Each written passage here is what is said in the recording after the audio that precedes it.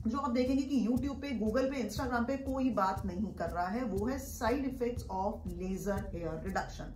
Laser reduction इतनी common चीज हो चुकी है कि आजकल हर कोई उसे करा रहा है। It's not that simple, it's not that easy.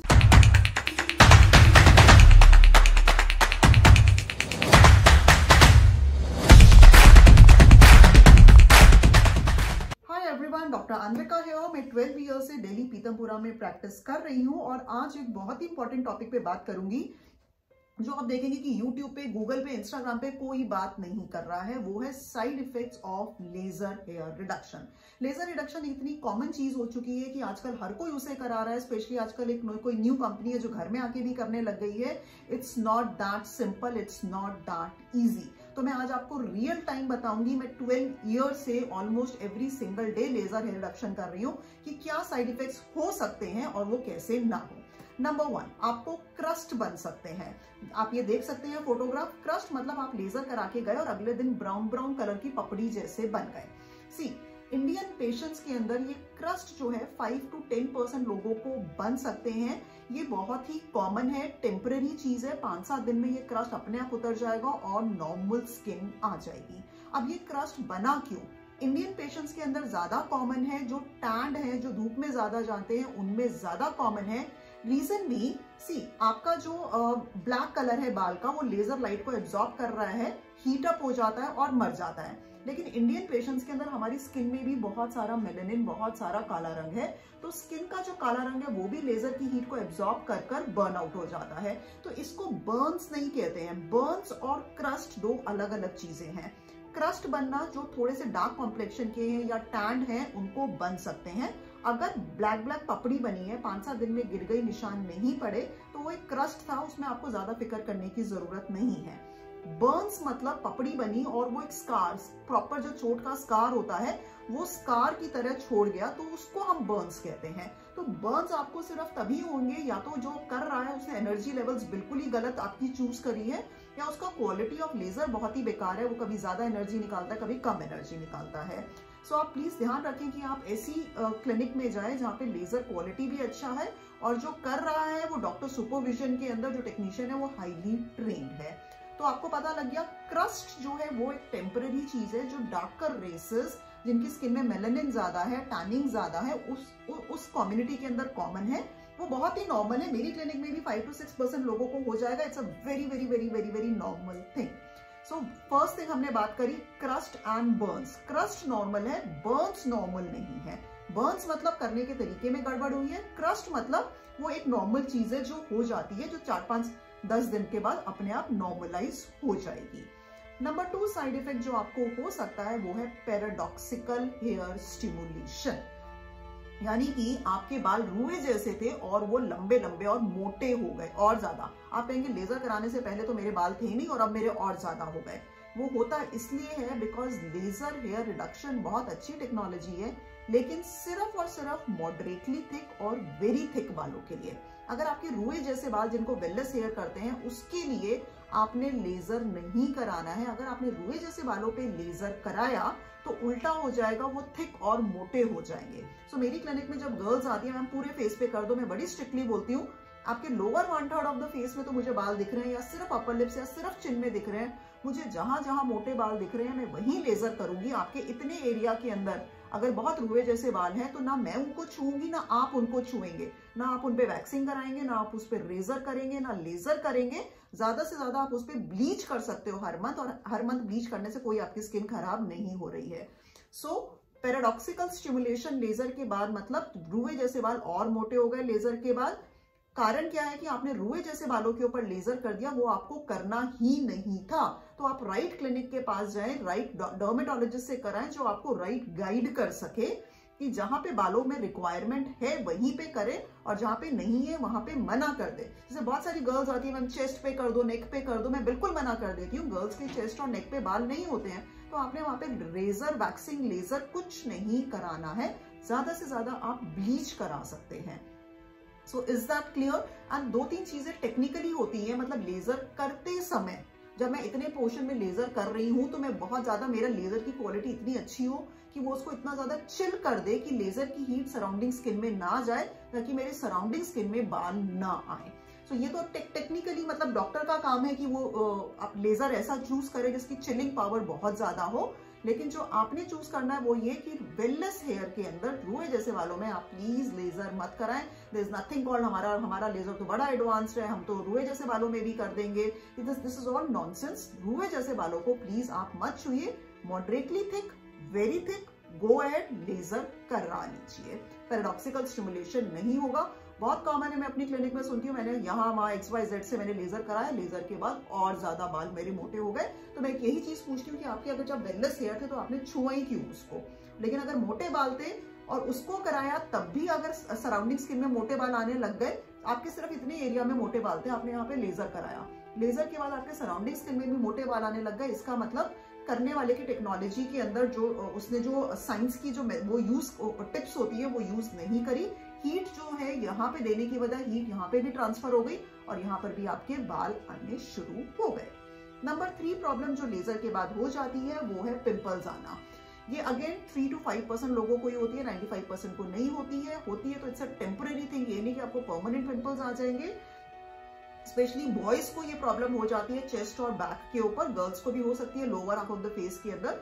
वो हो क्यों रही है? स्किन के अंदर बाल और ऑयल ग्लैंड पड़ोसी हैं। अब एक घर में आग लगती है तो साथ वाले घर में भी थोड़ा तो आग फैली जाती है और डैमेज हो ही जाता है। अब आपने इतनी सारी हीट बालों को दी, तो ये जो हीट आपने बालों को दी मारने के लिए थोड़ी सी सराउंडिंग ऑयल ग्लैंड में भी लग गई, तो ऑयल ग्लैंड में भी हीट चली गई तो वो इन्फ्लेम्ड हो जाएगा और पिंपल बन जाएगा। तो ये जो पिंपल है ये बहुत ही टेम्परेरी चीज है। अपने डर्मेटोलॉजिस्ट जहाँ से आप ये करा रहे हैं उनको ये बताइए, वो आपको एंटीबायोटिक एक क्रीम लगाने को देंगे जिससे कि ये चले जाएंगे। So don't worry. Again 2 to 5% लोगों को ही पिंपल्स आ सकते हैं लेजर के बाद, और अगर आते हैं तो वो हीट ट्रांसफर होने की वजह से है, which is a very very temporary thing, very very rare thing, उसमें कुछ घबराने का नहीं है।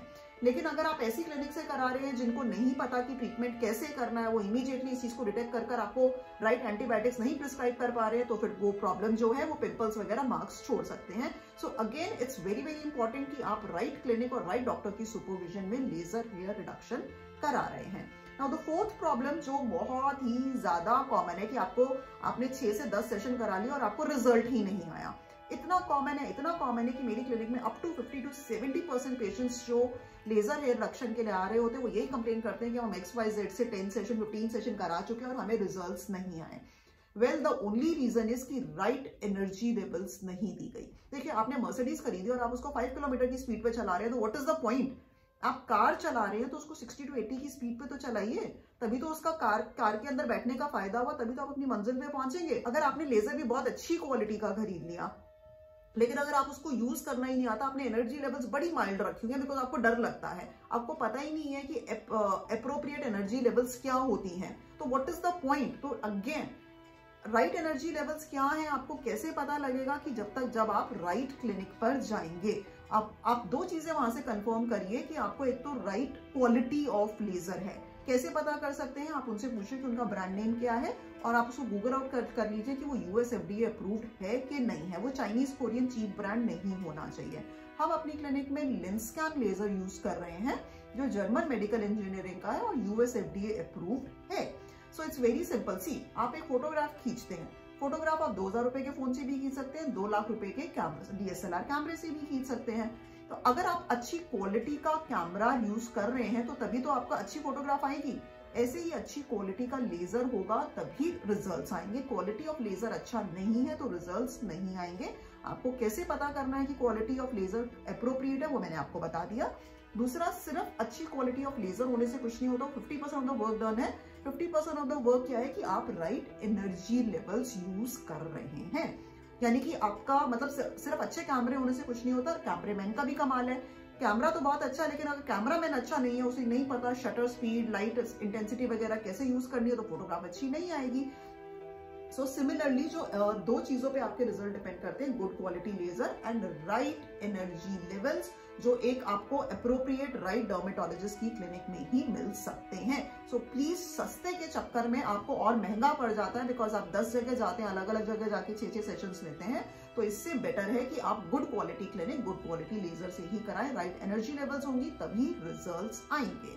It's a very good technology, results definitely आते हैं, but you have to choose the right clinic. What next can you have, बहुत commonly question जो मेरे को पूछा जाता है, मैम कैंसर तो नहीं हो जाता लेजर से? सी ये जो ब्यूटी रिलेटेड चीजें हैं इनको यूएस FDA अप्रूवल तभी मिला है जब ये सेफ्टी के प्रोटोकॉल को पार कर चुकी है। अगर लेजर हेयर रिडक्शन करने से 5 साल बाद, 10 साल बाद, 20 साल बाद अगर आपको कैंसर होता तो ये इनको मेडिकल अप्रूवल ही नहीं मिलता करने के लिए, तो आपको डेफिनेटली कैंसर नहीं होने वाला है लेजर की वजह से। 40 ईयर से ये पूरे ग्लोब में हो रहा है लेजर, 20 ईयर से तो इंडिया में बहुत कॉमन है, and thousands and lakhs and crores of people have already got it done. There is no medical report कि लेजर की वजह से आपको कैंसर आ गया. So it's just a myth कि लेजर की वजह से कैंसर आ जाता है. This is again sixth most common query about it.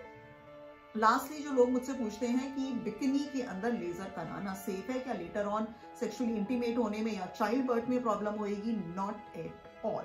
Why not? Because जो लेजर है वो आपकी जो स्किन है 5 to 6 मिलीमीटर डीप ही जा रहा है, उससे नीचे जा ही नहीं रहा है. द लेजर रेज आपकी स्किन तक ही जा रही है, स्किन से नीचे नहीं जा रही है. तो यानी कि आपके सारे इंटरनल रिप्रोडक्टिव ऑर्गन्स जो है वो एब्सोल्युटली सेफ हैं. तो लेजर बिकिनी प्राइवेट पार्ट्स पे कराना एब्सोल्युटली सेफ है, कोई प्रॉब्लम नहीं होती है. सो इन शॉर्ट मैंने ये सारी चीजें आपको क्यों बताई कि लेजर हेयर रिडक्शन पर से is a very very safe technology, result oriented technology. लेकिन अगर प्रोसीजर को ढंग से नहीं किया गया, राइट क्वालिटी ऑफ लेजर नहीं है, right quantity of right energy levels choose नहीं किए गए, राइट गाइडेंस नहीं दी गई कि वेलनेस हेयर पे नहीं करेंगे, सिर्फ मोटे और थिक हेयर पे करेंगे, अप्रोप्रिएट नंबर ऑफ सेशंस नहीं दिए गए, हीट को आपने सराउंडिंग स्किन के अंदर ट्रांसफर होने दिया, या आपने जैसे अगर आपके क्रस्ट बने तो एंटीबायोटिक या steroid based cream right time पे नहीं दिया, या पिंपल्स बने राइट टाइम पे ट्रीटमेंट नहीं करा, तो कॉम्प्लिकेशंस हो सकती हैं. बट अगर ट्रीटमेंट राइट तरीके से किया जाए तो इसका लॉन्ग टर्म या शॉर्ट टर्म कोई साइड इफेक्ट्स नहीं है. It's a very very safe therapy. आपके कोई भी लेजर हेयर रिडक्शन से रिलेटेड क्वेश्चंस है, नीचे दिए गए नंबर पे कॉल कर आप पूछ सकते हैं, कमेंट सेक्शन में पूछ सकते हैं. You can follow me on my Instagram handle by the name doctor Anvika, and you can visit my website dranvika.com, जहां से आप खरीद सकते हैं various skin and hair products जो मैंने खुद फॉर्मुलेट कर रहे हैं. Herbal hair oil, vitamin C serum, retinol anti ageing serum, hyaluronic acid. Just visit my website and you're going to love the product. So till then, stay happy and stay beautiful. We'll meet you in the next video.